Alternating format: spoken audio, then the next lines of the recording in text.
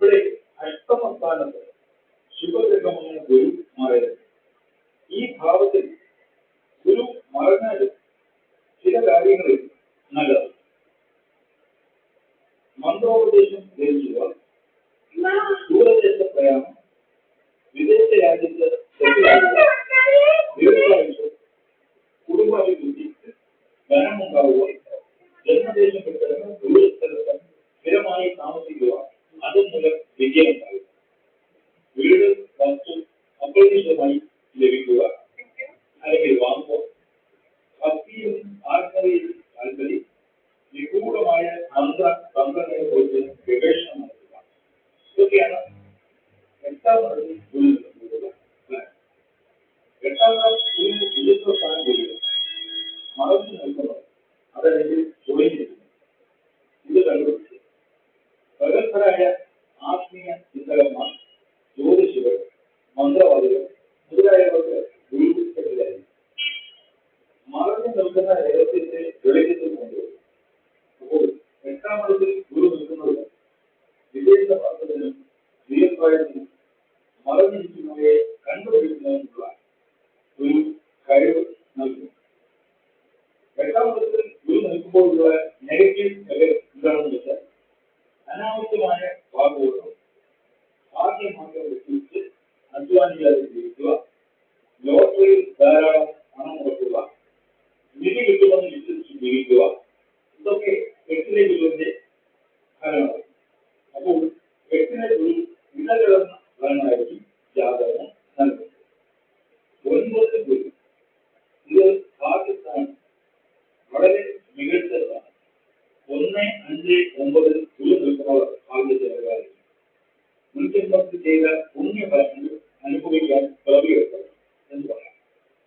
ദൈവാനുഗ്രഹം, നല്ല പിതാവ്, നല്ല ഗുരുക്കന്മാർ, നമ്മളെ വഴി നടത്താൻ കഴിവുള്ള വലിയ മനുഷ്യരുടെ ബന്ധം, ഇതൊക്കെ ഒരു നല്ല കാര്യമല്ല. നമുക്ക് നേർവഴി കാണിച്ചു തരാൻ അറിവുള്ളവർ നമ്മുടെ കൂടെ ഉണ്ടെങ്കിൽ നമുക്ക് തീർച്ചയായും വിജയിക്കണം.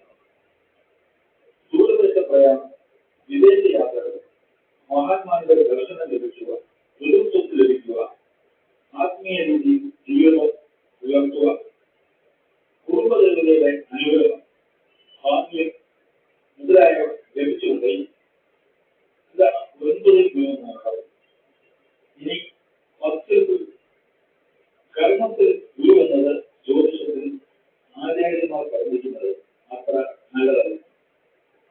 10ലെ ഗുരു ജോലി നഷ്ടപ്പെടുത്തും. കർമ്മരംഗത്ത് വെളുത്തതെല്ലാം പാലാണെന്ന് തോന്നുന്നുണ്ടാകും. കൂടെ ജോലി ചെയ്യുന്നവർ എന്തു പറഞ്ഞാൽ കണ്ണുമുടച്ച് വിശ്വസിക്കുക. എല്ലാം വിശ്വസിച്ച് ചതിയിലകപ്പെടുന്നവർക്ക് 10ലെ ഗുരു നൽകുക.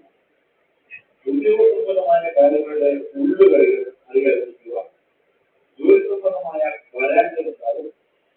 തൊഴിലിൽ മുന്നേറ്റം ഉണ്ടാകാതിരിക്കുക. 10ൽ ഒറ്റയ്ക്ക് ഗുരു നിൽക്കുന്നത് ഒരു അപായ സൂചനയാണ്. സ്ഥിരം തൊഴിൽ ഇല്ലാതിരിക്കുക, ജോലി മാറിക്കൊണ്ടിരിക്കുക. ഒറ്റയ്ക്ക് ഗുരു കർമ്മഭാവത്തിൽ നിന്നാൽ ഇതായിരിക്കും ഫലം. ഗുരു അല്ലെങ്കിൽ ഒറ്റയ്ക്ക് നിൽക്കാതെ മറ്റ് ശുഭഗ്രഹങ്ങൾ കൂടെ നിൽക്കുകയോ ദൃഷ്ടി ലഭിക്കുകയോ ചെയ്യാൻ മാത്രമേ ഗുരുവിന്റെ ഈ നെഗറ്റീവ് ഫലങ്ങൾ ഇല്ലാതെ.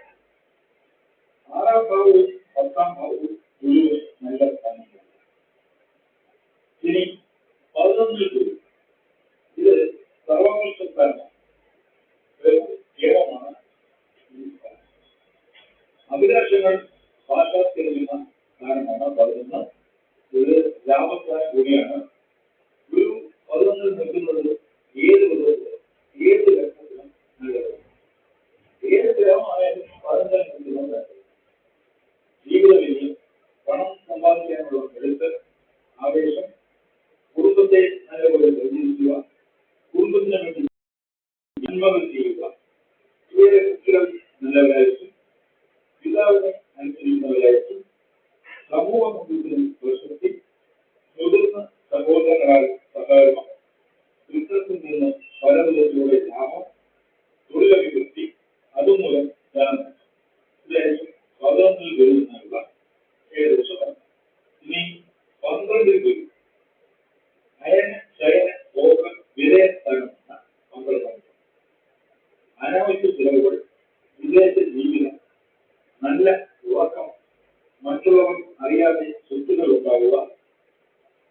ദീർഘകാലത്ത് മാതാവിന്റെ സൗഖ്യം, ഇതൊക്കെയാണ് 12 ഗുരു നിൽക്കുമ്പോഴുള്ളത്. എന്നാൽ 12ാം ഭാവത്തിൽ ഗുരു നിൽക്കുന്നത് കുറച്ച് ഓവർക്കും വർദ്ധിക്കും. 3ഉം 12ഉം ഭാവങ്ങളിൽ ഗുരു നിന്നാൽ കാമവാസന കൂടും. അതുമൂലം ഏത് ദോഷവും ഉണ്ടാകും. അതിനാൽ 3ഉം 12ഉം ഭാവങ്ങളിൽ ജാതകത്തിൽ ഗുരു നിൽക്കുന്നവർ വളരെയധികം സൂക്ഷിക്കേണ്ടതാണ്. മറഞ്ഞ സ്ഥാനമായ അല്ലെങ്കിൽ മറസ്ഥാനമായ 3-12 ഗുരു നിൽക്കുന്നവർ ജീവിതം നല്ല നിലയിൽ മുന്നോട്ട് നയിക്കുമ്പോഴായിരിക്കും പെട്ടെന്ന് നീറിയ പോയമോ വർത്തമാന ജീവിതമോ ഒക്കെ ഏത് ദോഷം കേട്ട് വെല്ലുവിളിക്കാറുണ്ട്. മാനം പോകുന്നത് വാസ്തവമാണ്. അപ്പോൾ 12 ഗുരു നിൽക്കുന്നവർ ഇക്കാര്യത്തിൽ മാത്രം ശ്രദ്ധിച്ചാൽ മറ്റു രീതിയിൽ ബുദ്ധിമുട്ടുകളൊന്നും ഉണ്ടാവില്ല. ദീർഘകാലത്ത് വിദേശത്ത് ചില താമസം, മന്ത്രോപദേശം, വാഹന സ്വത്തുകൾ ഇവയൊക്കെ ഉണ്ടാകും. അപ്പോൾ 12 വീടുകളിൽ ഗുരു അല്ലെങ്കിൽ ഗ്രഹം എന്നാലുള്ള ബേസിക്കായിട്ടുള്ള ഫലങ്ങളാണ് വിലകൾ. ഇത് കൂടാതെ ഇതിന്റെ ഉയർന്ന നിലയിലുള്ള ഫലപ്രവചനങ്ങളും പല തരത്തിലുകളായി ജ്യോതിഷത്തിൽ ഒഴിവാക്കുന്നു. ഇവിടെ നമ്മൾ പറഞ്ഞിരിക്കുന്നത് ഒരു ബേസിക്കായിട്ടുള്ള ഫലങ്ങൾ. ഗുരു 12 ഭാവങ്ങളിൽ അല്ലെങ്കിൽ 12 വീടുകളിൽ നിന്നുള്ള ഒരു ഏകദേശ ഫലമാണ് ഇത് പറഞ്ഞിരിക്കുന്നത്.